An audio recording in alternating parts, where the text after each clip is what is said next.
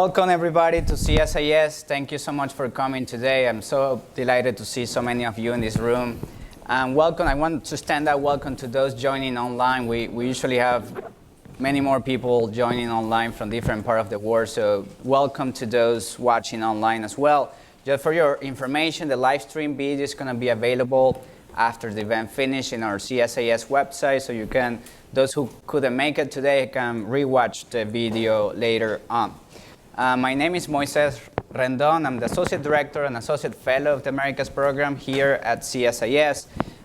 This event is part of the Venezuela initiative that CSIS has been building the last 2 years, trying to shed light on one of the worst man-made humanitarian crises that the region has seen in the modern history.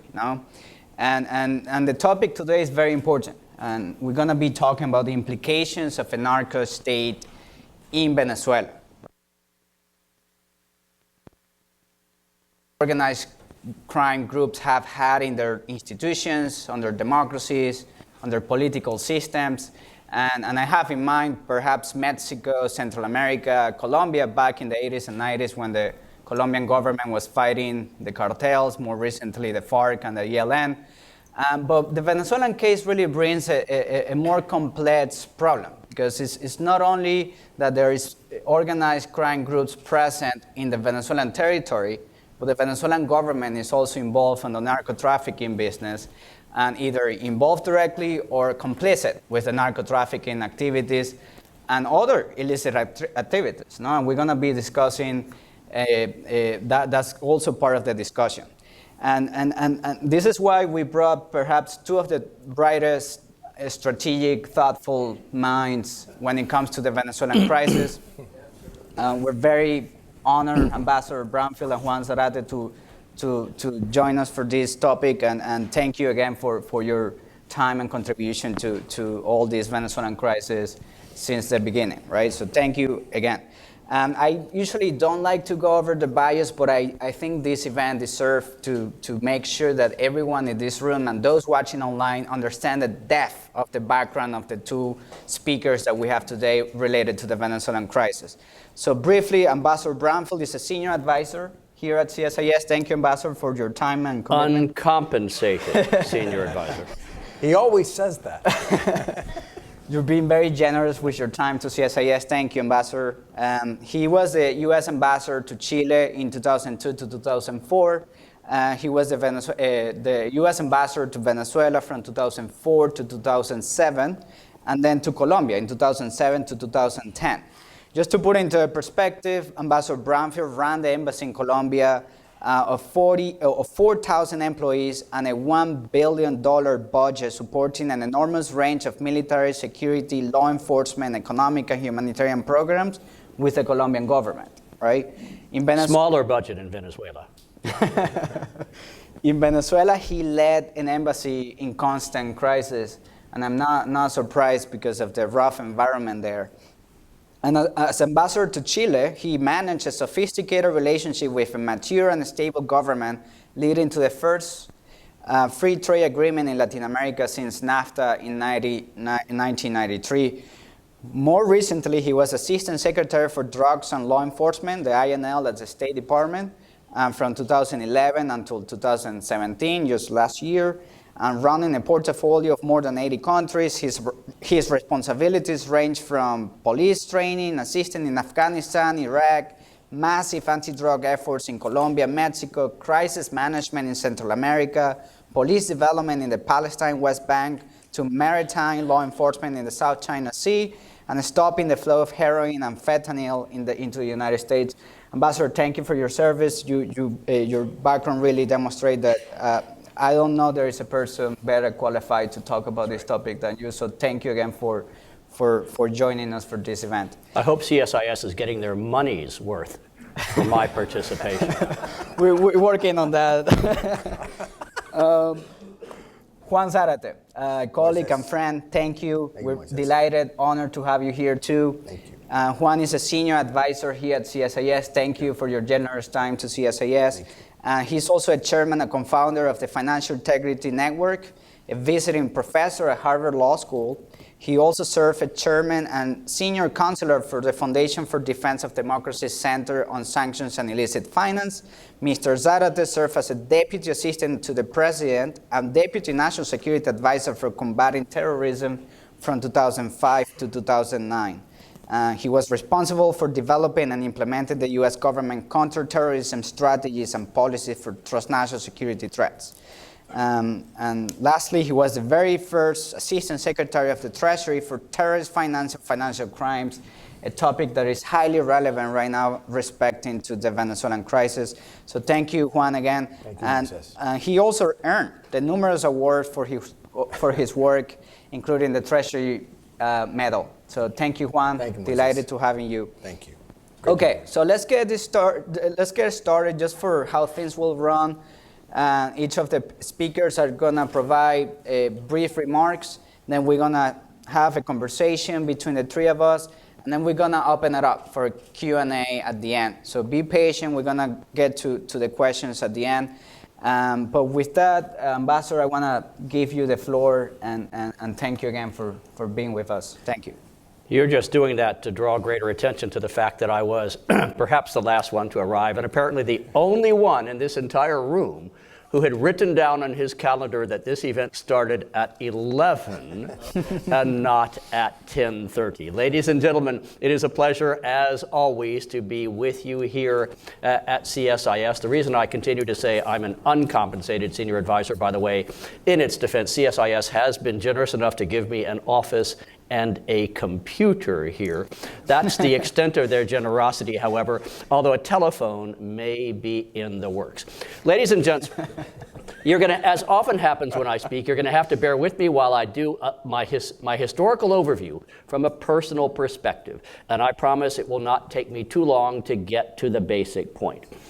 I first arrived in Venezuela for the first time as a brand new, as in just in the Foreign Service, vice consul in the city of Maracaibo, the western state of Zulia, in 1979, where I remained for 2 years. What would have been the assessment of this 25 to 27-year-old young man at that time as to transnational organized crime, the co-opting of institutions and corruption? I would have said, and I still think I was largely right, I would have said the following. Is there corruption in the late 70s, early 80s in Venezuela? Of course there was. You only had to walk the streets and go into government buildings to see some of the impact of that. I would also have said, however, it is not controlling in the society, the community, and the institutions. I would have gone so far as to say, in my opinion, it would be about in the middle, average, if you will, for the Western Hemisphere at that point in time.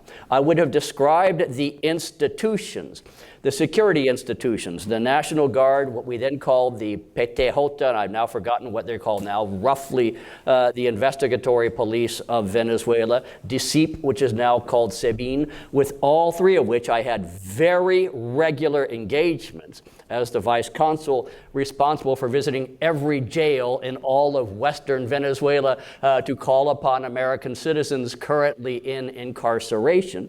And I would have said, while these institutions are inefficient and while there is some small-time corruption, they nevertheless have not been completely taken over and co-opted by corrupt players and individuals.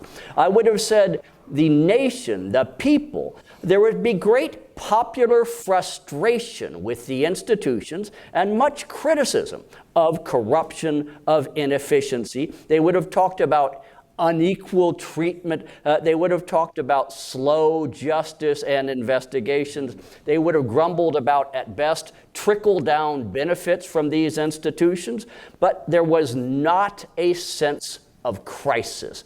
There was not a sense of being overwhelmed by drug trafficking, by money laundering, by larger transnational organized crime, and the then largest and most important institution in Venezuela as today, PDVSA, was actually an institution that worked fairly well. By 79, this was, Pedro, you would know, was it 3 years after nationalization, since the 76 nationalization?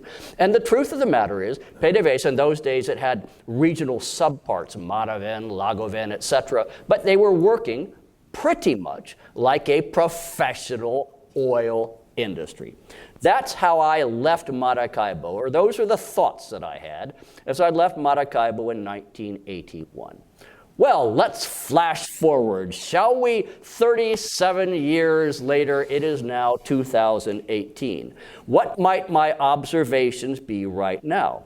PDVSA, once I would have said a professional oil company, now is responsible for laundering billions, that is multiples of billions, of dollars every single year through its financial system and its financial network. Drug movements through the country, which in my era I would have said totaled probably less than 1 metric ton between 79 and 81. Now I would estimate somewhere between 50 and 100 tons a year. And ladies and gents, that's progress. 10 years ago, I would have told you it was much closer to 200 tons a year. And that is not just drug movement, that is a drug crisis. I would say all of the government's programs, their social programs, their medical programs, their educational programs are not just riddled with corruption, they are completely co-opted by criminal players. I would say today that all of the security forces, the armed forces, the military, the National Guard, but as well as the police and SEBIN, the Security and Intelligence Organization, are completely corrupted, not just from the inside, but by outside players such as drug trafficking organizations. I would note that there's, to all intents and purposes, no foreign direct investment today in Venezuela, reflecting a complete and utter lack of confidence, with the exception of the two economic godfathers, the Russian Federation and China. I would say today that there is no rule of law, no transparency, and quite frankly, no security on the streets, in the communities, and for that matter, in the businesses of Venezuela. I would note and challenge anyone to challenge this statement that 1 to 2 million Venezuelans are voluntarily converting themselves into refugees every year at this point in time, October of 2018. I would note that Venezuela now has the proud title of being the source of more maritime piracy in the Caribbean and the Western Atlantic than any other nation in the world. I would say that its institutions are not just corrupted, they are co-opted. I would say that Venezuela today is not a narco-state, because it is probably something worse. I am calling it, as we have called it in describing this conference, a mafia state, which goes beyond just drug trafficking. It is also a hub for financial crime. It is a hub, obviously, for money laundering. It is a hub for virtually any sort of smuggling and trafficking in which a criminal organization can make money. So that, ladies and gentlemen, is my assessment of the difference between 1981, when I left Venezuela the first time, and 2018, where we all are today. What happened? Let me offer you 9 suggestions. In no particular order. I stopped at 9 so no one would accuse me of trying to compete with the 10 Commandments or some other sort of holy number like 10. Here are some suggestions. One, since the arrival of the current government in January of 1999, government and its institutions have emphasized ideology and loyalty over competence. And after this many years, that's more than 20 by the way, that has an inevitable impact on the competence of the institutions. Second, in perhaps the most important institutions in terms of enforcement of the law, rules, and regulations, competence is not the route to promotion and recognition. On the contrary, it at times is the way not to get yourself promoted, because it draws attention to senior or superior officers who perhaps do not fall into the competence category. What is the impact? Yet more reason not to project basic professionalism and competence. Third, Mr. Chavez and his revolution came in honestly stating they were going to destroy the institutions of the ancien regime, of the evil, corrupt, the escuálidos, sounds even cooler in Spanish, los escuálidos of the 1980s and the 1990s, which they did. I was there present when the Supreme Court of Venezuela magically grew from 20 justices to 30 without bothering the National Assembly to have to worry about who the additional 10 would be, since their names were provided only about 30 minutes before the vote on them. And suddenly, the Supreme Court, instead of being divided 50-50 between, if you will, those that were sympathetic to the opposition and those that were sympathetic to the government, magically became 2/3 in favor of the government. When the National Assembly had 0 members of the opposition in it, the National Assembly played a very important role. When the National Assembly suddenly had, well, for a while, a good number of opposition members, and then a majority of opposition members, the National Assembly was just kind of dismissed, and so on down the road. In other words, was he honest when he said he was going to destroy the vestiges of the old institutions? Yes.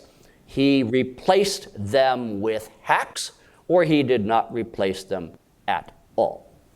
Idea number 4, Mr. Chavez clearly made a decision. He made it sometime in the 2005 timeframe, I would argue, that he would definitively reject cooperation with the West writ large. And he put the United States foremost in that group, but he terminated trafficking, cooperation on drug trafficking, on matters related to financial crime, on matters related to international criminal investigation. As a consequence, since that time, and we're now at about the 13th going on 14th year, there is effectively no cooperation with or within Venezuela by outside players on drugs, on money laundering, on financial crime, on larger transnational organized crime. And that has an inevitable effect in terms of how attractive Venezuela does or does not look to an outside criminal presence or criminal organization. Fifth, the 3 godfathers of the current regime, the governments of the Republic of Cuba, the Russian Federation, and China, have stressed, and I think as a matter of policy, continuation as more important than legitimacy, or for that matter, professionalism and competence. One can understand that. One could make accusations that other governments, I could even make those accusations now that I no longer work for a government, have done the same sort of calculation in years past or even at present. My only point is that it has an inevitable impact on Venezuela as itself if its 3 principal support mechanisms have chosen not to attempt, encourage, or suggest legitimacy, competence, and professionalism as important elements in the government and government institutions.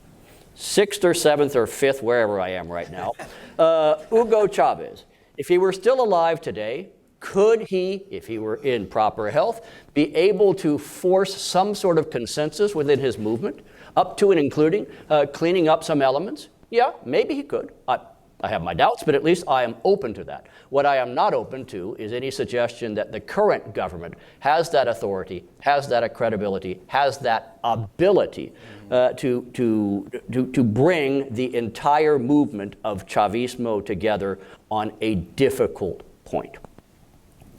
Seventh, yeah, I'm counting them now. The government of Venezuela made a conscious decision in the early 2000s to support, directly and indirectly, the FARC, the Fuerzas Armadas, I've now forgotten how we say it in English, the Revolutionary Armed Forces of Colombia, and the Army of National Liberation, the ELN, of Colombia in Venezuela.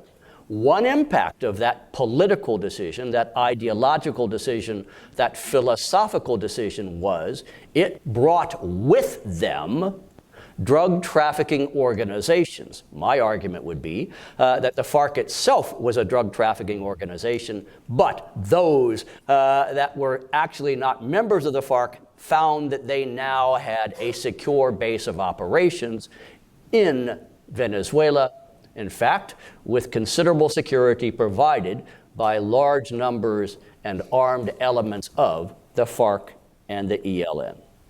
Eighth, PDVSA, the piggy bank, the moneymaker, the only institution that actually delivered revenue to the government of Venezuela for decades, was gutted between 2002 and 2004, created initially by the oil workers' strike, but the response by the government of the then President Chavez was to absolutely gut the management levels, the leadership, the professionals of PDVSA. And since PDVSA was then, is now, and I predict for years to come will remain, the principal piggy bank for the government of the Bolivarian Republic of Venezuela, it should not surprise anyone that it then became a very attractive target for those involved in financial crime and money laundering. And finally, I'll make the obvious point. If you have no institutions, if you have no oversight, if you have no enforcement, it is inevitable that the basic human trait that Adam Smith described back in the 18th century, and that is greed, will eventually take control over individuals. If there is no reason not to be corrupt, it takes a very strong person to resist corruption in its totality.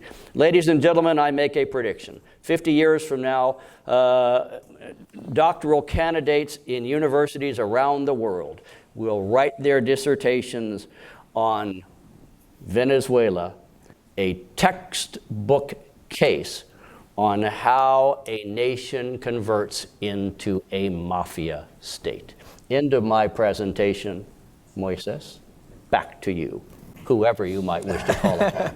Thank you, Ambassador. Thank you so much. Juan, let's go straight to you, and then we can get into a conversation. Thank you, Moises. I'll be brief because following the legendary Bill Brownfield's a difficult act to follow, and I'm a huge fan of his. But Moises, thank you for inviting me. And there are a ton of real experts who could be sitting up here instead of me in the audience. It's really an honor to be here. Let me just feed off of what Bill has just laid out, because he's done it with his natural enthusiasm and energy. Zest? Did you sense zest? Zest, maybe zest. But let me make 3 points here, or at least inquire on 3 areas. One is to talk a little bit more about this evolution that Bill has talked about, because I think there's a spectrum around the world with respect to governments that are engaged in criminality, be it financial criminality, narco-trafficking, other types of crimes like smuggling. There's kind of a spectrum. And the low end of the spectrum, of course, is where you have willful ignorance or willful blindness with respect to enforcement, lack of capacity. On the other end, frankly, is what we have with Venezuela, which is the organs of the state and the institution and the very ideology of the country now ingrained in criminality of all the forms that Bill has laid out. And I think we are reaching that sort of that end of the spectrum is incredibly dangerous, not only for Venezuela and its institutions, but also for the region and the very enabling and empowering of the networks that they're interacting with. And so I think it's important to keep that in mind, because it's often very easy to slip into looking at various regimes around the world, lack of transparency, corruption on the Transparency International list, and sort of losing the thread as to how you can evaluate one regime against another. I do think, as Bill laid out, we're on the outer extreme here with Venezuela in terms of how they've operated. So I'll just touch briefly on why I think that is and why I think it's important. Second thing I want to touch on is why this is so dangerous outside the borders of Venezuela, right? We obviously understand the corrosive nature, the dangerous elements of this within Venezuela and what it means for the population and the government, but also what it means regionally, what it means in terms of the transnational groups that profit, that benefit from what Venezuela is doing. I'll do that very briefly. And then finally, maybe touch on the U.S. approach, because my sort of prior experience at the U.S. Treasury and in the White House dealing with counterterrorism and transnational threats has seen an evolution of how the U.S. has thought about these issues, and frankly, how the U.S. approach has evolved along with the perception of this evolution that Bill has laid out. And maybe explain just briefly what has animated the enforcement actions, the investigations, and even the evolving sanctions regime that we've seen to date, and maybe give a couple of insights there. So if that's okay, I'll do this very briefly. Yes. I think one of the most interesting parts about that spectrum of Venezuela as a narco or a mafia state is the fact that over time, the Venezuelan regime realized that not only could it profit from the illicit trade and the narco-trafficking in the region, but it could use the very essence of that trade and the organizations themselves to actually drive control. And so it was the duality of the ability to profit from these networks over time and to organize them and to be more centrally a part of how the networks operated in and through Venezuela, but also thinking about how those networks could then empower elements of the state to control at the micro level with the mega bandas and the other organizations that then tied into political control. And so that recognition became a very important sort of part of the evolution that we saw, that Roger Noriega and others saw when we were working on these issues. I think one key element, and Bill alluded to this, the canary in the coal mine for me was in 2005, when the Venezuelan government kicked the DEA out. And for all of us who've worked in government and worked in Latin America and seen sort of relations with DEA, obviously those are complicated relationships, but at a moment when you have the DEA being kicked out, when you have a restructuring of what cooperation with the U.S. looks like, it's a moment of awakening where you have to look at what happens thereafter. And I think what happened thereafter was, again, the Venezuelan state beginning to co-opt the networks of illicit traffic and narco-trafficking more directly. And so what you've seen from that point on was the involvement of senior government leadership, senior military leadership, not just in casting a blind eye to what's happening, but in actual controlling and profiting from the networks and organizing those networks and then enabling them. What they've also done is to enable and use all elements of the government. And this is the danger of that extreme of the spectrum. That is to say, not just the use of the National Guard or even law enforcement to enable these groups, but the intelligence services to gather intelligence, the use of financial intelligence to understand who has money, who is flowing money to whom, what those networks look like, to be able to exploit and extort for government purposes. The ability to use border agencies to then facilitate what happens in and out. The ability to use customs services, tax services to bring cases, investigations. Bringing the full weight, and not to mention the diplomatic corps, right, and the elements of cover that gives internationally and regionally. So what you had in that period was a recognition that all of the organs of the state could then be used to facilitate the activities of narco-trafficking, to not only profit, but then to control further those networks and control internal political developments. What you then had, which is my second point, is an enabling of these networks in a much more powerful way, in part because they were protected, in part because there were joint schemes to be able to profit from the various narco channels that were being established. For example, movement of cocaine and other drugs into Mexico in concert with Los Zetas, the ability to coordinate with FARC and ELN in terms of transshipment from Colombia through Venezuela, working with narco-trafficking and shipment groups to move drugs into the Caribbean, into the Dominican Republic. And so an enabling of these networks that began to empower those networks themselves because they now had a state that was backing them, empowering them, profiting with them. In addition, you had the very real problem in that period, 2005, 2006, of the beginning relations or the deepening of the relations with Iran, even with Hezbollah, and some of the Treasury actions later in 2008 and beyond began to expose some of those networks, including the money laundering and terrorist financing networks tied to the Ayman Juma network and money laundering that was attendant to the drug trafficking, but also tied to some of these terrorist groups that had regional and global implications. And so part of this evolution, this movement to the end of the spectrum, was also an empowerment of these groups at a time, by the way, when in Colombia there was an attempt to constrict the power of the FARC, an attempt by the U.S. to constrict the reach of the FARC in terms of its drug trafficking efforts.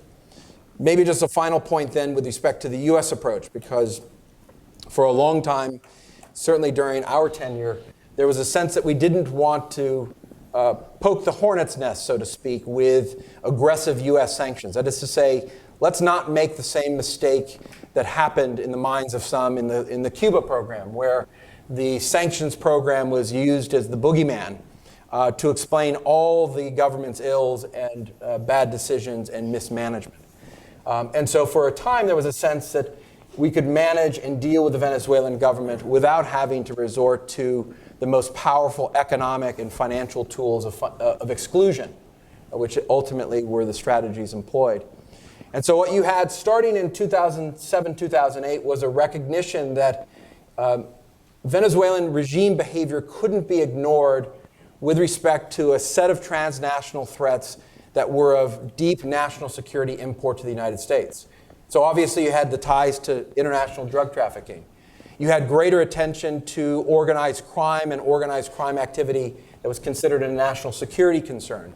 You obviously had concerns on terrorist financing, et cetera. And even in 2008, 2009, seen most recently in executive orders signed in recent years, a focus on high-end corruption, kleptocracy, and human rights abuses that form part of core national security interests.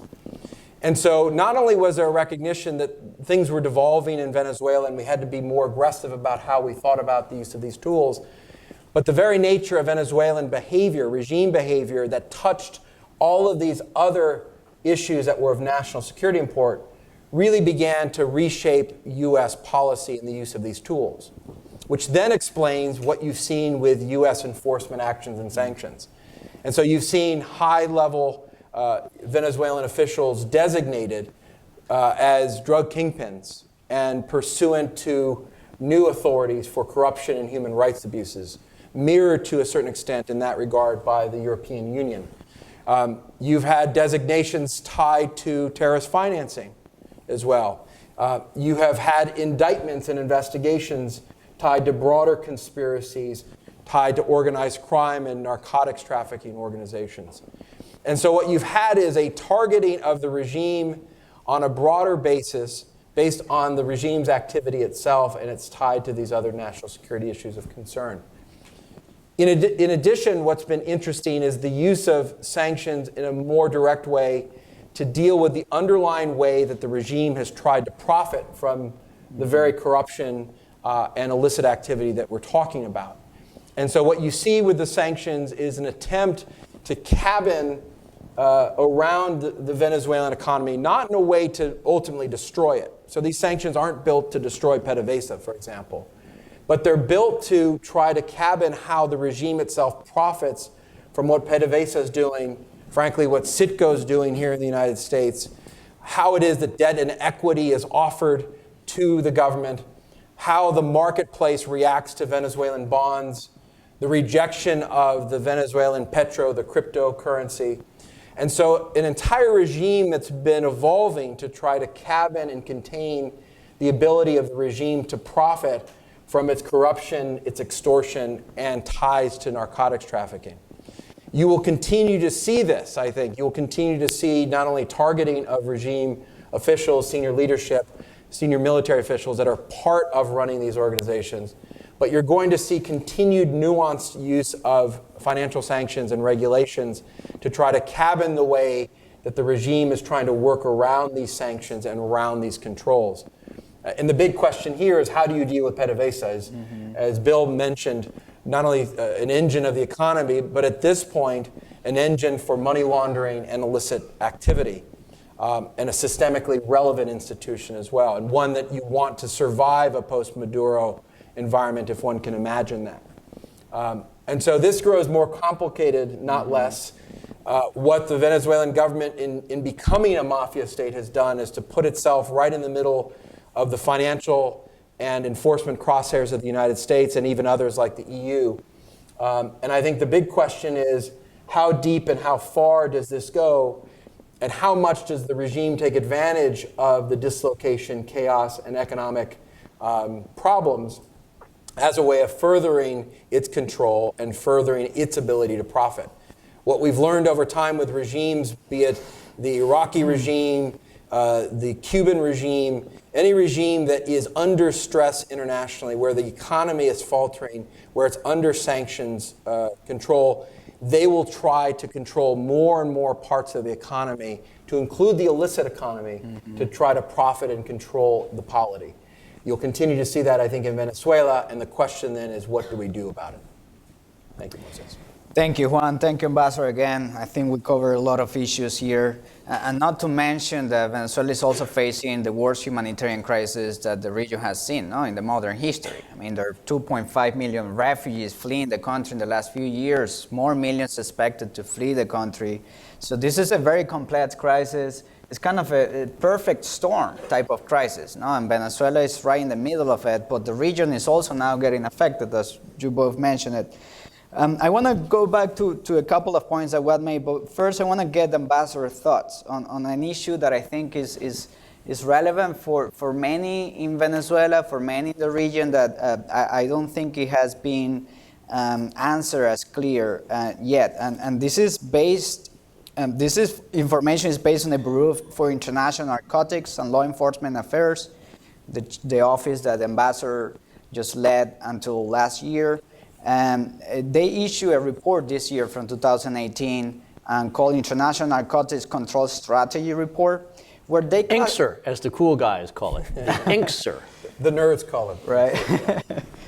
So they classify, the U.S. Department of State classifies Venezuela, right, as a major illicit drug producing, as three things: a major illicit drug producing and major drug transit country, a major precursor chemical source country, and a major money laundering country. All three of the possible categories that the report has. So, Ambassador, in addition to these labels, which are very relevant, very important, will the U.S. government, now that we've seen and everything that both of you talk, the involvement of the Venezuelan government on narco-trafficking and other illicit activities, will the U.S. government consider label Venezuela as a narco-state, and what will be the implications for that? Is there a U.S. law that has that? Is a policy within the U.S. government, and what will be the implications either way for that label? Yeah. The International Narcotics Control Strategy Report, the INCSR, is by law, it serves as the basis for a determination that is made once a year, where all the countries that have been identified as either major producers or major transit countries are assessed. In the old days, we called this the certification process. Certification annoyed, correctly, in my opinion, a large number of countries, like nearly 100%, who found it somewhat arrogant that one nation would assess and provide a report card on all the other nations of the world without them having input. They eventually did have some input through the OAS system, but nevertheless it was annoying. So about 15 years ago, the United States Congress correctly simplified the process. We're still kind of saying what is our assessment of what is happening around the world right now, but there is only one basic category that is a finger-pointing category, and that is determining whether a nation has, quote, failed demonstrably in complying with their international obligations on drug-related matters, close quote. Now, if the question that you were to ask me is, do I believe that it would be possible, perhaps even correct, to make such a determination about Venezuela right now? The answer, of course, is yes.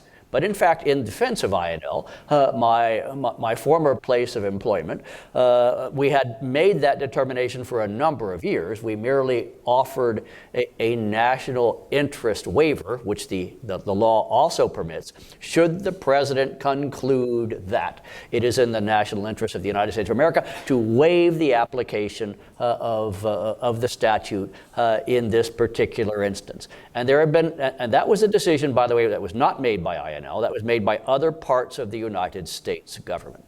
Part of them, I believe, were assessing and considering whether this would contribute or harm possible dialogue, whether this would contribute to or harm the ability to support other organizations, institutions inside of Venezuela.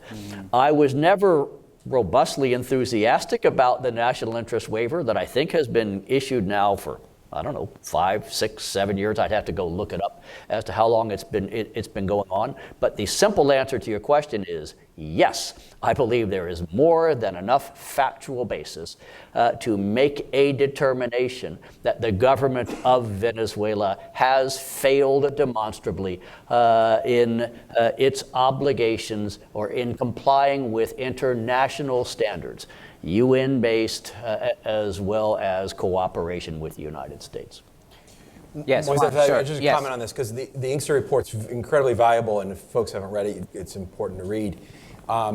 But what happens at times is because of these categorizations, what you get, as I said earlier, is a bit of a blending and a lack of appreciation of the qualitative difference of what we're talking about with Venezuela, right? So Sure, yeah. There are always questions of capacity of countries to deal with these issues, right? And that creates risk and deficit unto itself. And so you may have a government that wants to do more. They just can't. They're not good enough. We're not there to facilitate. Others aren't, right? So there's a question of capacity. There's a question of will. Sometimes governments have other priorities or other reasons that they don't want to, focus on this. Fine, they're angry at the U.S. maybe, and then you've got the sort of the final category, which is governments that are actively co-opting and driving the actual illicit activity. That's where we are with Venezuela, and I think we need to be very clear about that because in some ways, again, it's almost off the charts when you talk about sort of the Inkster report or you talk about other ways that we evaluate countries, right? This isn't just another corrupt country because there's a corrupt culture like in many places. This is endemic to both the ideology of the government, it's part of the political establishment now, and it's being run by the government. So I think that's really important to keep in mind. The challenge, of course, is what are the consequences? Because everyone, regardless of objection, looks to these U.S. reports as a clarifying set of documents around risk, right? And so when Treasury comes out with their designations, when the Justice Department comes out with their indictments, when the State Department issues their reports, not only are other governments looking at this, but the market players are looking at this. And what's interesting and important for Venezuela is what comes next, because you have sort of conflicting policy goals, frankly, Moises. A core sort of instinct here is, well, you need to then isolate, undermine, and constrain the reach and capabilities of this regime. And that's clear, that's obvious, we have to do that. At the same time, you have to allow the economy to function because the people are suffering. And so you have to have ways of moving capital and goods in and out. So you're not talking about strangling the economy.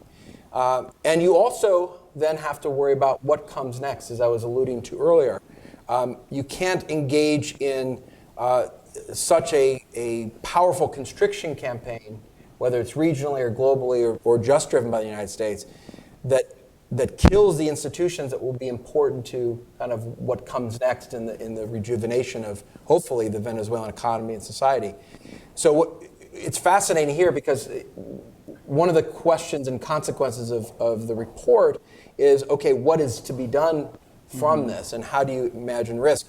And one arena here is the Treasury Department should obviously be looking at the use of other authorities. For example, Section 311 of the Patriot Act, which allows the Treasury to designate primary money laundering concerns, including jurisdictions, right?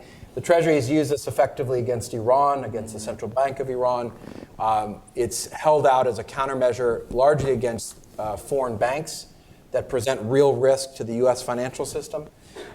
But with the Inkster report, with everything that we're talking about, with all of the designations, there is a fundamental question as to whether or not Venezuela as a whole is a primary money laundering concern. Is everything in and out of Venezuela at this point suspect and taint, such that U.S. and other financial institutions have to take note, have to engage in enhanced due diligence, and even if a transaction isn't prohibited technically, it should meet very high standards and criteria because of the lack of transparency and accountability, and precisely because of the corruption we're talking about here. Yeah, thank you, Juan.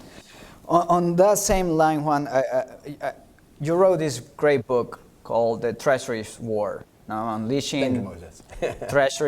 unleashing the new era of financial warfare. I think it's a great book. It's one of my favorite. As soon as I got here in CSIS, I read it, and really, really good book. That's why I like you so much. Will the movie be coming out soon, Juan? I'm hoping you star in it. I recommend all of you to read it if you haven't read it. But the campaign, you wrote something on that book that kept to my mind until today, and I was waiting for this opportunity to ask you. Okay. You wrote that the campaign against Korea had direct and immediate impact. The U.S. sanction campaign against Korea, against North Korea, and in the wake of the financial crisis, North Korea hadn't, or any other country hasn't seen an international financial pressure as what the U.S. did against North Korea. And in fact, the North Korea found its bank accounts and illicit financial activities in jeopardy in 2013. And a North Korean, you wrote it, a deputy negotiator at the time quietly admitted to a senior White House official, "You finally found a way to hurt us." So you have the full view of the war, of how to use the U.S. financial power to increase pressure on repressive regimes like that of North Korea. Now we have one in Venezuela, who is also sanctioned by the U.S. under corruption, money laundering, narco-trafficking, human rights abuses. But we haven't really seen a change of behavior yet from the Venezuelan regime. But we know it's hurting them, and they have admitted it in different ways. So my question is, how much financial pressure will be needed to make the Venezuelan regime change of behavior under that sanction regime using the U.S. financial power structures? You've asked the billion-dollar questions when it comes to sanctions and sort of their effectiveness, right? And the question of what are we trying to achieve with these kinds of tools and campaigns, and ultimately, can you use these tools in concert with other tools, diplomacy, law enforcement, other pressure, to actually change behavior and change the trajectory of a regime? One size doesn't fit all, right? Every country regime is different. So North Korea is very different from Iran. That's very different from Russia. That's very different from Venezuela. And so I don't think there's an easy answer. Part of the challenge here is I don't think sanctions and financial pressure alone will change the minds of those that are most ideologically committed in this regime. And I think the challenge with the use of these tools with sort of ideologically grounded governments, less pragmatic governments, is it's harder to change their minds by affecting their pocketbook only. Right? There are other things that need and can be done. So I'm not sure that in the Venezuelan context, as in even the Iranian context, that sanctions and financial pressure alone will change behavior and change policy trajectory. That's not to say that it's not important and that it can't be not only a key driver, but even a catalyst for change. But it has to fundamentally affect their ability to govern and their ability to profit and engage in activity. This is in part, Moises, why the regime's activity in the illicit space is so challenging and also so dangerous. That is to say, the illicit markets provide them alternate sources of revenue. The illicit markets are harder to control. Illicit markets tied to smuggling and cross-border trade that they are facilitating and controlling, very hard to penetrate and disrupt, right? So the moment you have a nation state engaged in the elements of criminality and trying to profit from it, it's very difficult, other than maximum pressure, enforcement, regional attention, interdictions, blocking of assets, all of that together, it's very hard to affect. So this is not easy. And again, as I said, the final element of the Venezuelan equation that makes this very hard is PDVSA and the oil trade. Right? How much do you want to squeeze and cut off that trade? We made that decision in the Iranian context that that's where we were going. We were going in terms of the banking sector, going after the central bank ultimately, and the banks that were being used to move money for terrorists and engage in illicit finance. We were going after the shipping lines and the transport that they were using to do all sorts of things. We were going after the insurance sector that they relied upon to engage in international activity. But ultimately, we had to go after their oil, right? And so that, in many ways, is the final leg of this question of financial and economic pressure with Venezuela. And how we do that, you've seen the Treasury try to modulate. How we do that really then determines, I think, ultimately, how the regime responds. Moises, may I just add on? Yeah. Actually, unusually, I agree 100% with what Dr. Zarate has just said. May I add one additional point? I'll personalize it once again. I came back to Washington from Colombia in August of 2010. At that time, the debate over what, how, whether, how much to sanction Venezuela focused on impact on the U.S. economy and economic interests, and the possibility of somehow or other leveraging a positive political outcome on the ground in Venezuela between government and government supporters and opposition. I myself disagreed almost completely with that particular assessment as the basis for making the decision. Expressed my view a few times, but like, what was her name? Cassandra, who was condemned to spend her entire life predicting the truth, but no one would ever listen to her or believe her. Or even better, John the Baptist preaching in the desert for 40 years, but having nothing but sand listening to me. I did not succeed in convincing my audience that we should focus on something else. We have gotten beyond that now. I do not believe anyone is seriously saying we should not sanction, change sanctions, ratchet up sanctions, adjust sanctions because of the possible impact it might have on the relationship between the government of Venezuela and the government of the United States of America. Good news. What the debate now is, and this is a legitimate debate, is the impact on the people of Venezuela. In other words, how hard do we want the international community writ large? Do we want to sanction Venezuela?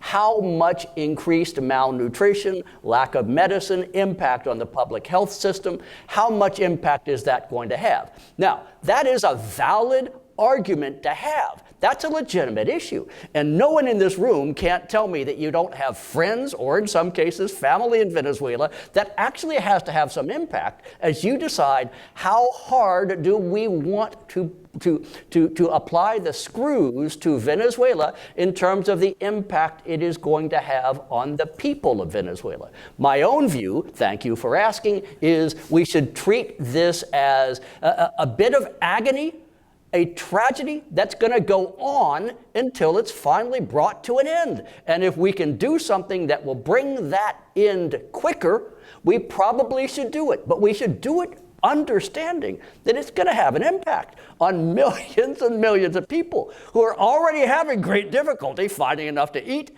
getting themselves cured when they get sick, or finding clothes to put on their children before they go off to school. We don't get to do this and pretend as though it has no impact there. We have to make the hard decision.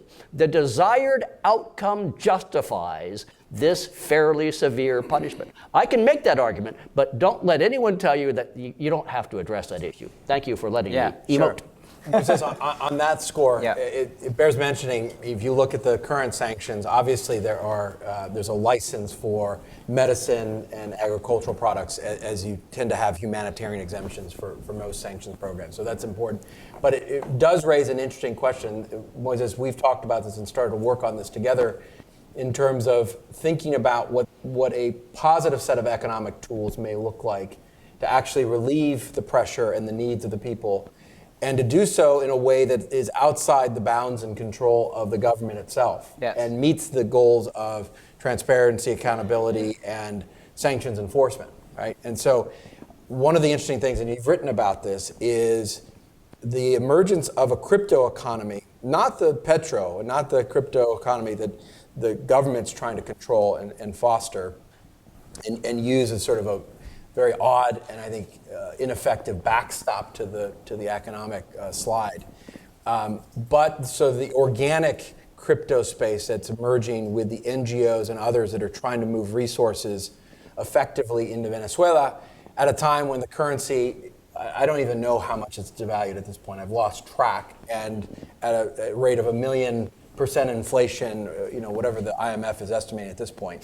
It's ridiculous. But it's a real interesting question, and you've articulated in your piece around whether or not we can think about particular channels or ecosystems that we can facilitate, we being sort of the international community, that then allows goods to go in, allows financing to go in, but in ways that are not controlled by the Maduro regime, and whether or not crypto currencies can actually be a conduit, right?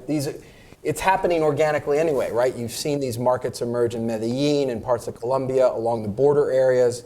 The NGO community is airdropping money in via crypto into people's accounts at a micro level. So some very interesting organic developments. And so it raises an interesting question. I challenge our U.S. government colleagues to think creatively about this. What are some positive ways of impacting that then give you levers that are outside the bounds of the current government control? Because as I said, the problem with everything we're talking about here is the government has used the economy, the organs of state, the illicit networks as an element of control politically and to profit financially. If you can create alternate channels or ecosystems, that could be a very interesting corollary to a pressure campaign to affect the regime. Thank you, Juan. No, definitely. The use of cryptocurrency in Venezuela is something that we all need to look at because it's happening. Venezuela is the third country that is it has the most transactions on Bitcoin in the world. And that trend is only going to increase. The IMF is predicting 10 million% of inflation. Yeah, I've lost track, I'm sorry. Next year, so it's something that we all need to look at. It's a tool to empower the Venezuelan people too. It's not only for humanitarian aid purposes, which is, as you mentioned, is happening organically and it's only going to increase, but it's also a tool to empower the Venezuelan people. And it's those independent cryptocurrency that has the potential to help. Not the petro, not those closed environment and ecosystem cryptocurrency, but those independent that are outside of the regime control. Yeah. And that's something, go ahead. Just full disclosure, I'm an advisor at Coinbase, but I'm not advertising this for Coinbase purposes. Yeah. It's actually made me more aware of what's happening in this space as a result. But I want to make sure people know that so we don't think we're doing a commercial update. Thank you, Juan. Let's get one more question before we move to the audience, Ambassador and Juan, and it's the question of the day after, right? We all see this crisis developing in a way that we know that the day after is going to be very challenging. Well, now you mentioned, Ambassador, and I have here on my notes, there is no rule of law in Venezuela, there is no transparency, security is one of the biggest problems. On top of that, you have a mafia state. Let's move beyond the narco-state. Mafia state now doing a lot of illicit activities. So the question really is, and it's going to sound a little bit too simple, but I think it's we all need to think about it. How possible is to restore Venezuela's democracy during a day after scenario in front of a mafia state that is involved in so many illicit activities? Yeah. A fair question, and I will offer you my kind of mental construct in terms of how to address the problem. And I will pick my words carefully. I am aware that I'm speaking not just to this august group here, all of whom are extremely intelligent, brilliant, and able to carefully assess everything that I say, but perhaps to others outside. So I'll be careful in selecting my words. My assessment is that there is a two-step process that eventually must occur. One step is we, the international community, and this is not just those who live in this country whose national headquarters we are sitting in right now, the city of Washington, but the other 60 or 80 countries of the planet that are impacted to some extent by what is happening in Venezuela. We have to reach the conclusion, if we have not already, that this problem this tragedy, this crisis, let me get it in the right order, this problem, crisis, tragedy will not be resolved until there is either a change in government or a massive restructuring and reorganization of that government in a way that is the equivalent of a change in government. So one track has to be how we, the international community, encourage that outcome. However that may be, we must accept that. And everything else that we're talking about then is a matter of tactics. Dialogue, no dialogue. Elections, no elections. Sanctions, no sanctions. What they are is tactical tools to play into the question of how do we, the international community, encourage this outcome. The second track then is, all right, when that outcome occurs, what is, as you call it, as I call it, the plan for the day after?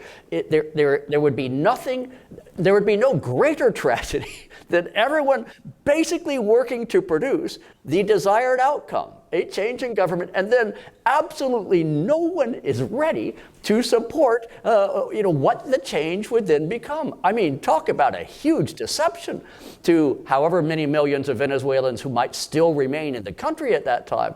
I could think of nothing more tragic than that. So the planning for the day after, and the two are related, obviously. For example, I believe some sort of massive humanitarian package has to be part of planning for the day after. I see absolutely no reason why you could not use it as well as part of the effort on track one, which is to say, perhaps, drawing the attention of the people of Venezuela to the fact that the international system is prepared to provide them valuable, crucial, essential humanitarian assistance, but the government will not allow it to come in. I could see that as being something that encourages an outcome, but by the same token is getting ready for a response. But there are other elements to this as well, which then gets you to the issue of where are we on the mafia state, the penetration by organized criminal elements of every institution, every relevant institution in Venezuela. And my guess would be, we haven't actually started, we haven't advanced far enough down the planning process yet to reach conclusions, but my guess would be there would have to be some form of international component in the early stages. Some means where international law enforcement, international regulatory institutions, through some international organization, OAS, United Nations, something created specifically to deal with Venezuela. There are a number of possibilities, but something that would at least provide oversight and the initial burst of confidence for those in Venezuela that this is not the same guys doing what they have been doing for the last 20 years, or alternatively, a brand new set of guys that are going to do exactly the same thing as the people we just kicked out of office, hypothetically speaking. I see something required in that regard. I don't know how detailed it would be. I participated in such efforts in years past because I've been involved in INL often enough to see how we did it in Haiti, how we did it in East Timor, how we did it in Kosovo, how we did it in Bosnia. These were not perfect. No, these are not examples of perfect engagement. We learn lessons at each stage. I would say Venezuela would be far more complicated than any of the 4 examples I just offered. In fact, they would be more complicated than all 4 of those examples combined in terms of size of economy, numbers of institutions involved, sophistication of its key economic driver, the oil industry, and PDVSA. I mean, it would take all of the previous kind of rule of law and law enforcement international engagements of the past, and it would be far more complicated than any that they have done before. That's the best answer I can give you right now, although I do say anyone who is involved in planning for the day after has to treat this as one of the essential elements for such planning. It's not just political resolution and democracy, security on the streets, food, medical is also very much restoring the rule of law institutions of Venezuela. Yeah, and the same that Venezuela cannot do it today itself, and it will not be able to do it itself during the day after. So the role of the international community is going to be more than crucial for that purpose. Thank you for all being patient. Let's get, we have 2 colleagues who are gonna hand you the microphone. Just identify yourself, say your name and your affiliation, and just go straight to the question, please. Yeah, I have Pedro, I have Keith here. Yeah, 1 and 1. Let's get 2 questions now, and then we'll see how we go. Pedro Ureli. I just wanted to go a little bit further, Ambassador Brownfield, and also want to go in exactly the point that you ended.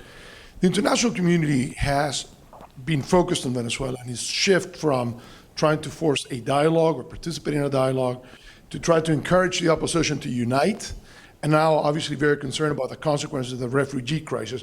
But I don't see them involved in this kind of conversation. I do not see the Group of Lima talking about this. I don't see the people being very vocal about this. And as you describe this mafia state, what I would like to know is, in reality, what should the conversation be? I mean, because governability and the ability to solve the problems actually revolve around solving this problem. I mean, you can take the most united opposition, put it there, and it wouldn't last a minute if the narco or mafia state moves against that transitional government.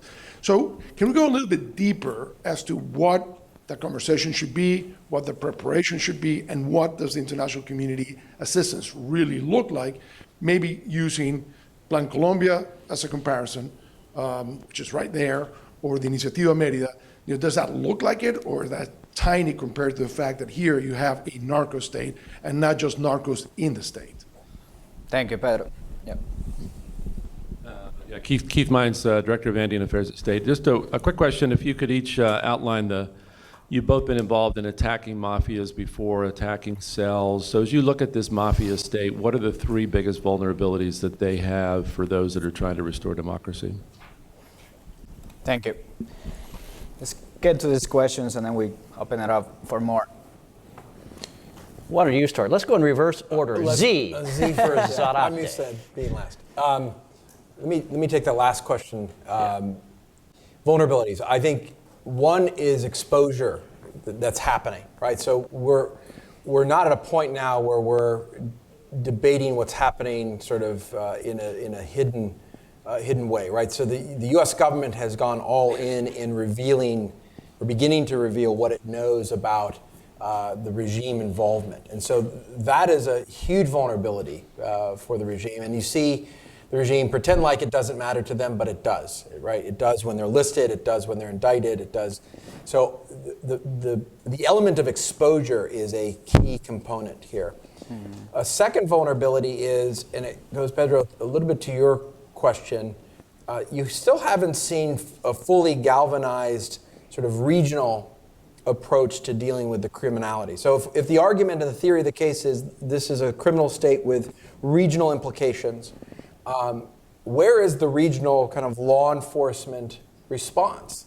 And the cases in the past when Venezuelan officials have been sent back to Venezuela to a hero's welcome instead of sent to a jail cell in New York is a real problem, right? But it's also vulnerability, because if you are able to galvanize an international approach through INL funding or other mechanisms to actually begin to enforce the law against these regime members as they travel, not just to Miami, but to Aruba or to Peru or anywhere else, that then becomes a vulnerability. The third is, this is a regime that continues to try to profit and continues to try to move its money in ways to preserve itself. And so in doing that, this is where the tools of financial pressure that have ties to the regional and financial system matter, because the regime is going to need financing. It will need bank accounts. It will need, we're not talking about hawaladars in Western Pakistan or Eastern Afghanistan that are just dealing in cash. We're talking about real estate investments. We're talking about front companies. We're talking about elements of a financial system that we can touch and influence and affect. And again, Pedro, to your question, this is a part of the sanctions regime that has not been fully sort of brought to force. There's been very good statements from the Lima Group and others about sort of applying financial pressure, but you haven't seen the full force and weight of the region actually on the strategy. And maybe just a final point, because it builds off of what Bill was saying earlier. I do think it's politically difficult from a regional perspective, Pedro, to your question about why haven't we seen it. It's politically difficult to talk about the day after, because then you're immediately accused of advocating or fomenting regime change, right, or military invasion, or these kinds of things. But I do think it's critically important to not only understand the depth and breadth of the problem and what the investment will look like, because I think the investment over time will make Merida look like a rounding error, given what we're facing here in terms of the reconstruction of Venezuela. The good news is Venezuela has human capital, has the history and tradition of institutions, albeit incredibly corrupted, has an international community that wants to help it, both public and private sector. And I think that those are great attributes upon which to build. But I think we've got to be clear about what is necessary, because it also then becomes a diplomatic tool to be able to negotiate with and around. And Bill is exactly right in that regard. Yep. Keith, I'll start with you, because my mind obviously goes backwards rather than the same order in which questions were posed. I would try to answer your question about the three greatest vulnerabilities by saying, let's pretend I am the head of a major transnational criminal organization, a TCO, as the cool guys in INL would call them. And I would say, what is it that attracts me to Venezuela? One is the ability to take advantage of PDVSA and the financial system of Venezuela to move money and products in and out. Therefore, I would say then to my people, where I still in charge of people, I'd say let's figure out ways by which we can make that more difficult for Bill Brownfield, the head of the TCO, the Texas Criminal Organization, that would make it more difficult for him to do that sort of business in Venezuela, whether it's regulations, whether it's enhanced scrutiny, whatever it may be, that would make me say, right, it's cheaper for me to do this out of some other country or through some other country rather than Venezuela. Second, I would say that the TCO wants to move product, most likely drugs of some sort, but there are other sorts of products that can be moved through, if you will, the transportation network of Venezuela. These days, much more by sea than by air, although 10 years ago, even as you know, 7 or 8 years ago, it was overwhelmingly by air. But then what steps could we take as a government, as governments, to make that more complicated? Again, is it enhanced scrutiny and an agreement, an international agreement that ships which have sailed from Venezuela or have connected with ships that have sailed from Venezuela will be subject to much enhanced scrutiny when they reach the next port. They will be delayed for many, many days as customs officials go over them, and if their cargo is perishable, that's a big problem for them. And what does this tell people around the world? If I'm going to do any shipping, perhaps best not to do it in a Venezuelan vessel or a vessel that is going to or from Venezuela. In other words, make it more likely that me, the head of the Texas criminal organization, is going to say, right, let's find some other means or some other mechanism to do this. And third, I guess, to the extent that Venezuela is, among other things, a narco-state. It's more than a narco-state, as I believe. I think calling it a tox state sounds kind of silly, but I can live with mafia state because mafia, they don't just do drugs. Remember, the Godfather, Vito Corleone, did not want to get into drugs, and it practically cost him his life. He was quite comfortable doing many other things until Tattaglia, otherwise known as the pimp, and the Bronzinos, who were a tough family to be reckoned with, kind of pushed him into the business. However, drugs is part of it, and in a sense, you do have neighboring governments, two in particular, one that's fairly new that covers, I think, probably the longest part of of Venezuela's border with any other country. I refer to Colombia. And a second, which has the second longest border, I believe, with Venezuela, which is about to have a new government, and that is Brazil, might try to find ways to make me, the head of the Texas criminal organization, conclude that moving my product, if that's what I wish to do, which is to say drugs, which are for the most part, if they're plant-based drugs, they are created somewhere else and then moved and transshipped through Venezuela. If it is in fact a synthetic drug, it very likely is being produced in Venezuela itself.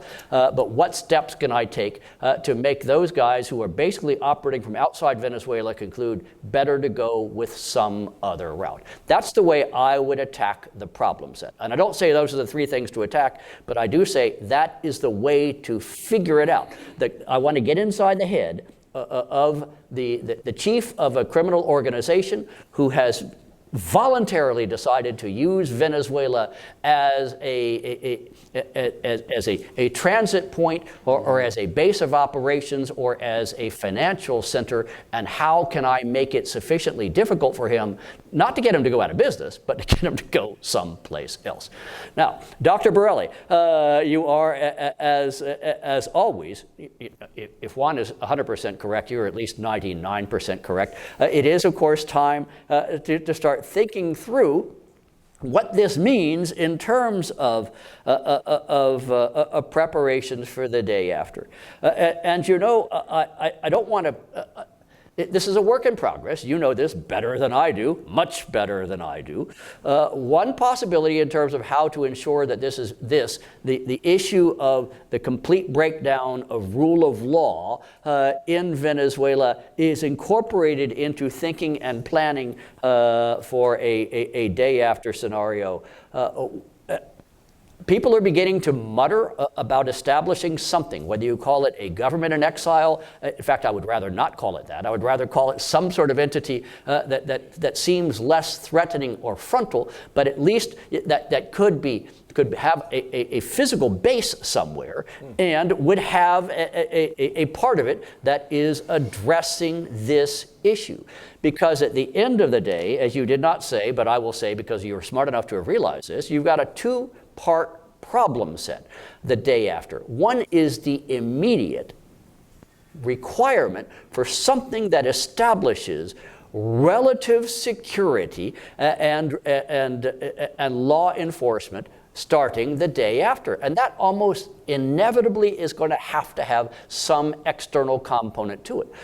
Although part of the external could be Venezuelans returning to their home country, prepared to exercise some sort of role, but my guess is there's going to have to be an international component to it to at least establish some degree of confidence that this is something that the people can trust, or the businesses can trust, or the banks can trust, whoever your target audience is. The second element is longer term. It's institutional reform.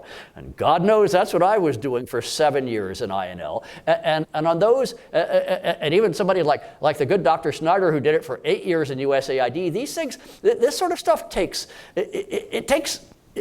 years. Institutions are not reformed in a matter of weeks or months. It is a matter of years. There are a number of models to do it. One of it is basically wipe out the institution and replace it in whole. Ukraine did that with their national police about 6 or 7 years ago. Worked actually surprisingly well, largely because you had a very solid and well-educated base of people that were willing to come in and be police officers, and that worked fairly well. But that's extremely risky, as you can well imagine, and normally you wipe out the entire law enforcement establishment. You've got blipping chaos for an extended period of time. Therefore, what you're trying to do is train from the bottom up, who eventually will become mid-level and even more senior officials in a law enforcement institution. Clean out your corrupt and your irremediables.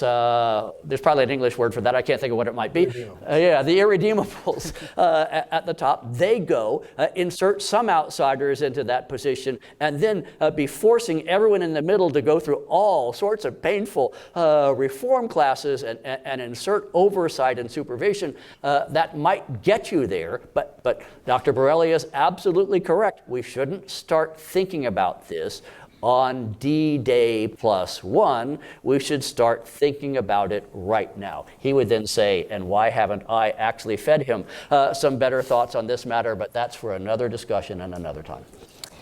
I want to be respectful of your time, but I also want to take advantage of the two gentlemen here. And let's do one more round of questions. We have 3 gentlemen on the front row, Dr. Snyder, Noriega, and Cardenas.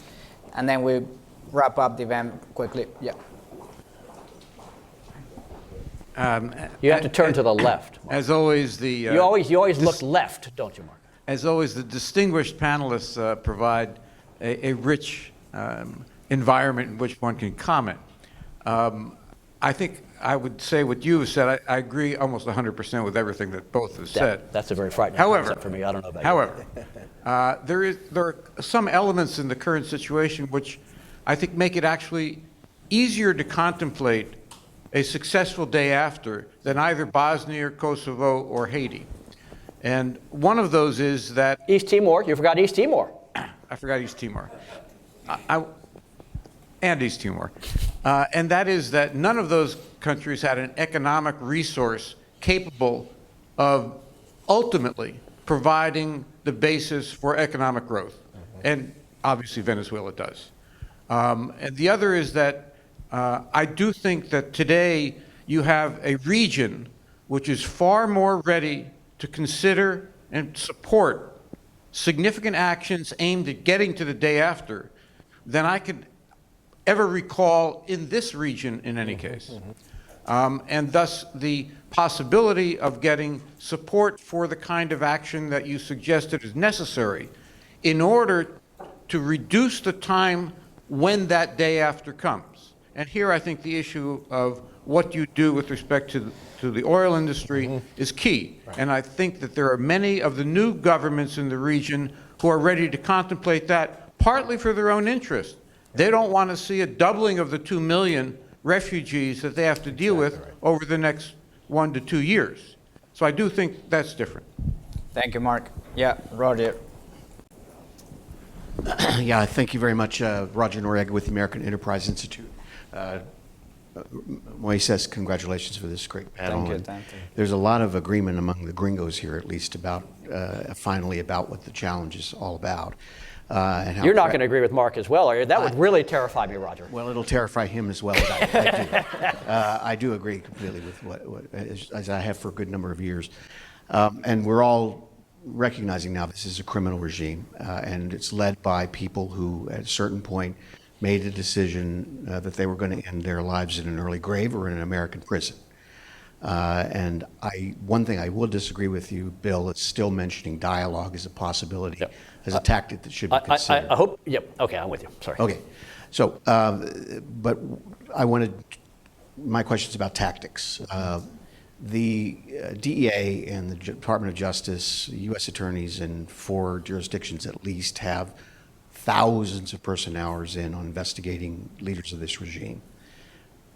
Some of these leaders have probably been indicted, and they're sealed indictments. As part of generating an international recognition of what we're up against, a very unique challenge, should we, how do we go about encouraging justice, the U.S. attorneys in these jurisdictions, to unseal those indictments or issue indictments against the leaders of this regime, so that people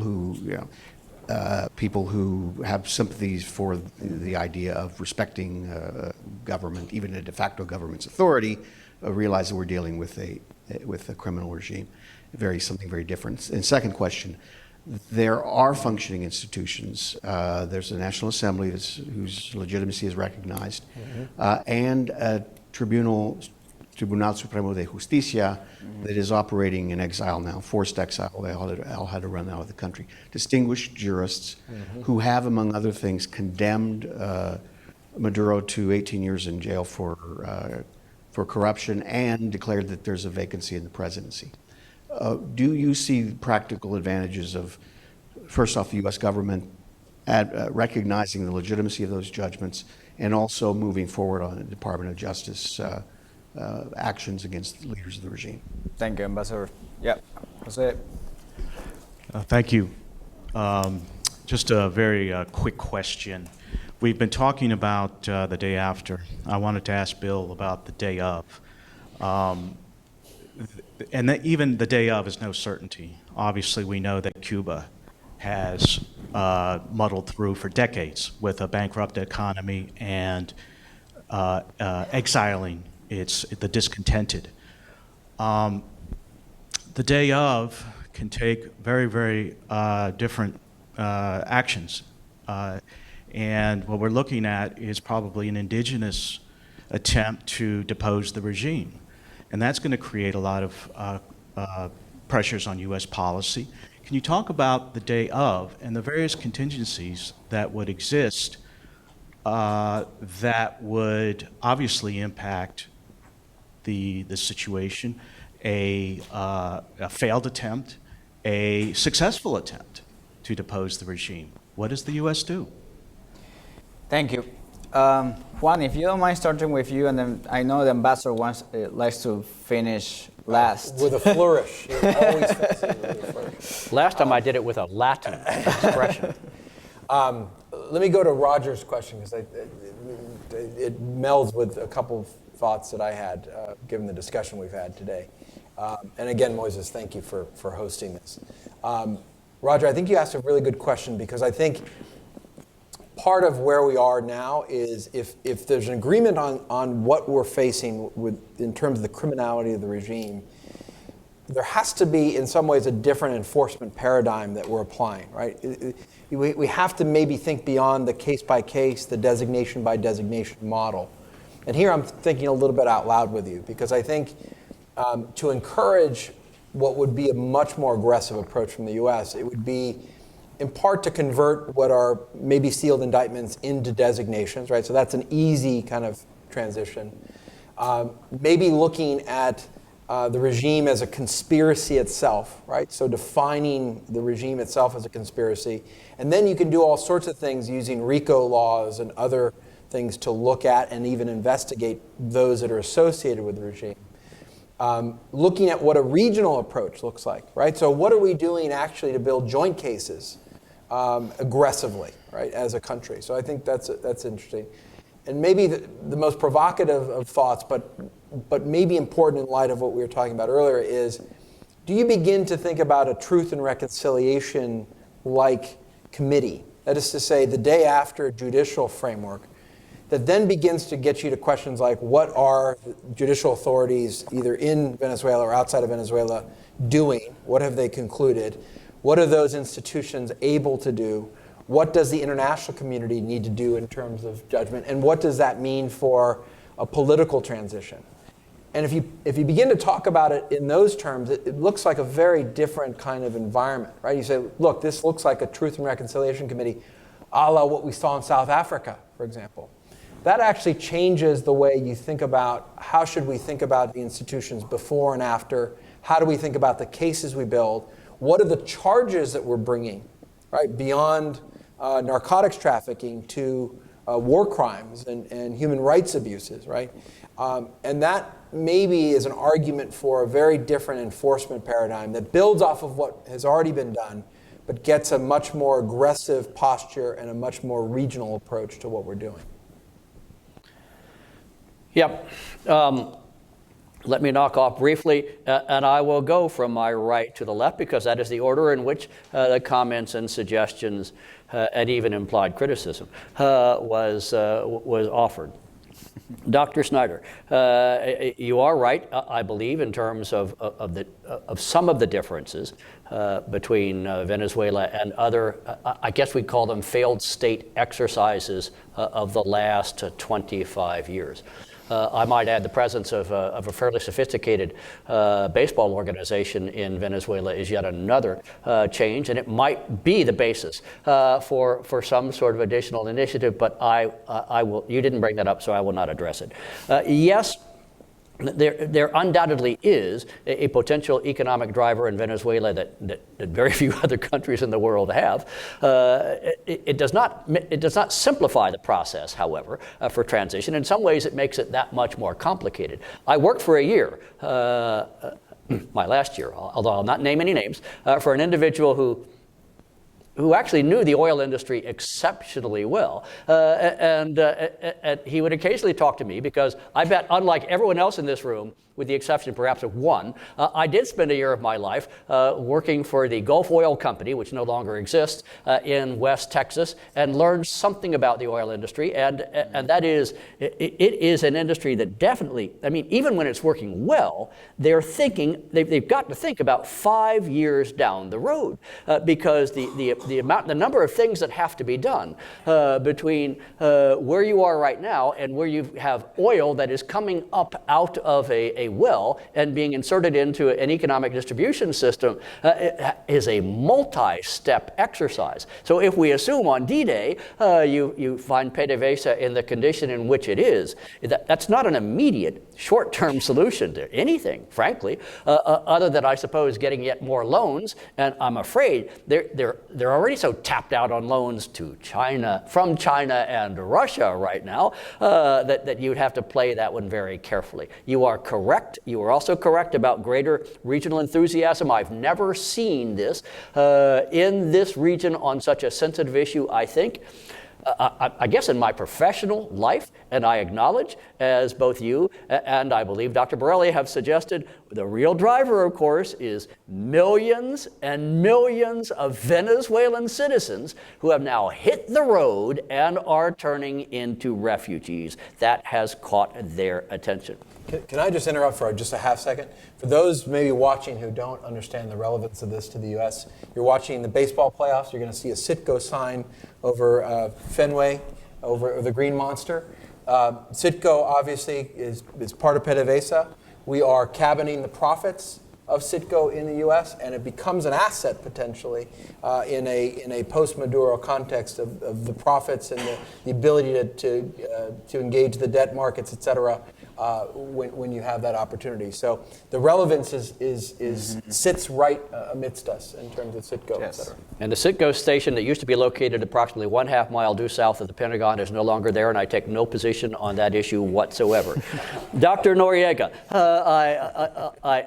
when I said tactically in terms of dialogue, I did not mean to suggest any strategic support for dialogue. My view on dialogue was the last real shot at that was probably about the first 5 years of this century. I think since then it has been a mistake, a mistake, a mistake. When should indictments be unsealed and notified? In my humble opinion, it should be done whenever the United States attorney for that particular district says in his or her prosecutorial judgment, this is the time to unseal an indictment. Now, should it be pre-notified and allow those involved in international relations and foreign development efforts and financial sanctioning decisions, and for that matter, I suppose, law enforcement and security decisions? Yes, of course. And someone should have an opportunity to express a view as to why, in fact, this should be postponed for a period of time. But I believe the decision-making authority should shift from a seemingly endless number of interagency meetings, which is what it has been for most of the last 10 years, and should in fact lie with the United States attorney, and the responsibility is of the other U.S. government player to explain to him or her and convince him or her as to why this should be postponed or not unsealed at this particular point in time.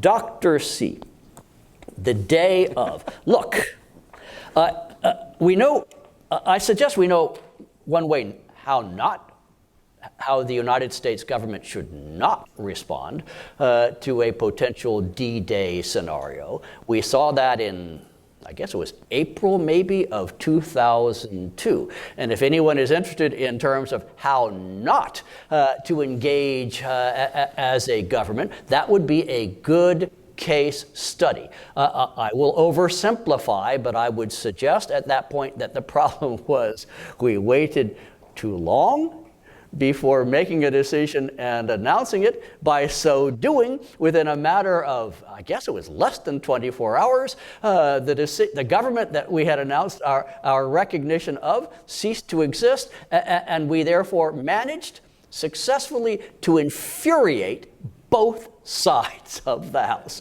One side that believes that they failed to succeed because we waited too long before offering any support at all, and the other which concluded that clearly we're dead set against them. I don't want to suggest, in fact, I'll make this statement absolutely clearly, and I'm not a member of the United States government any longer, so I could express my views, Dr. Mines, but I'm not going to, because there is no manual which says this is how you do it. I mean, you know as well as I do, everyone in this room knows, you build a plan, you spend 150 days developing a 5,000-page, 262-step plan on how to get there, and then as soon as something happens, you discover, as that guy Clausewitz said about 200 years ago, no plan survives first contact with the, I don't want to say enemy, but with the adversary, with the reality that you're going to be dealing with. What you want to do is one, think through as many of these scenarios as possible, because something similar to one of them is going to come to pass. Second, have established some of your go-to people. Go-to people perhaps on the opposition side. Go-to people in terms of the broader international community. And ladies and gentlemen, we're going to have to swallow hard and figure, are there any go-to people that are currently in the government of Venezuela that are perhaps somewhat less repulsive, criminal, corrupt than others, and might thereby be an individual that you could in some way have a discussion, not a dialogue, a discussion with on D-Day in terms of what is happening. Thinking those things out is a good idea. Having pre-positioned assets, by which I mean humanitarian assistance type assets, having a pre-existing relationship with certain institutions. There's one that I have mentioned several times in public settings that still functions in Venezuela. It is part of a large multinational institution. It is headquartered in Vatican City, right in the middle of Rome. And is there some means by which maybe keep governments out of it? I'm all in favor of that. But you know, they got branch offices in a lot of countries around the world, and you could perhaps have some sort of discussion and understanding as to what might happen there on D-Day. Would that be a relatively trusted institution in terms of delivering humanitarian assistance, in terms of delivering whatever the international community might be able or ready to do? But I close by saying to you, the one thing I am absolutely certain of is whatever the scenario is that we build, however it is that we are convinced this government will finally change, that is not what will happen. That it will happen in a different sort of way. I am now done, Dr. Rendon. Ambassador Juan, it's been a fascinating discussion. Thank you, everybody, for coming. Thank you both again. You're not supposed to.